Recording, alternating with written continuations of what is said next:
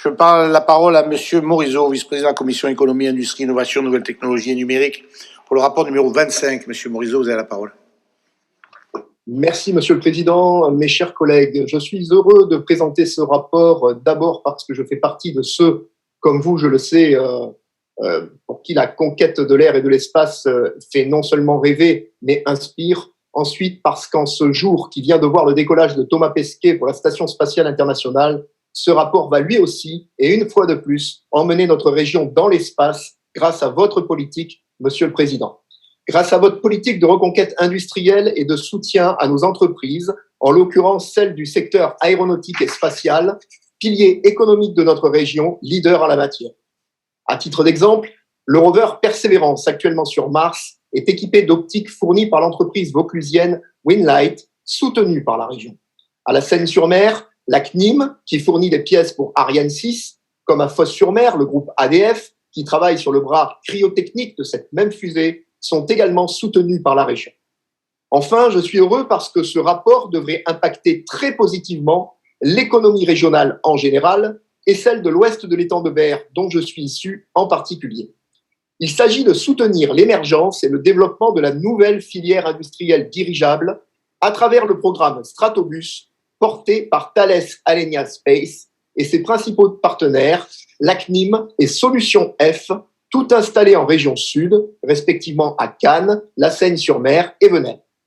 S'inscrivant dans notre OIR Industrie du futur, ce programme vise à développer un satellite sans lanceur, un dirigeable gonflé à l'hélium, donc non inflammable, positionné à 20 km d'altitude, donc dans la stratosphère, capable de rester en position géostationnaire pendant 1 an, de manière autonome, pour de l'observation, de la surveillance et des communications.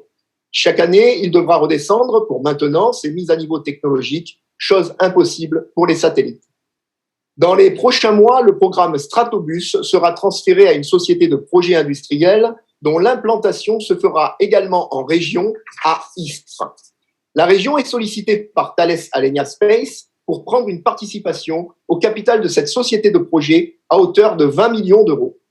En avril 2020, le Conseil régional a approuvé le principe de cette prise de participation dans ce projet qui doit générer, je le rappelle, 200 emplois directs dès le début et 300 à terme, dont 60% d'ingénieurs, ainsi que plus de 600 emplois indirects.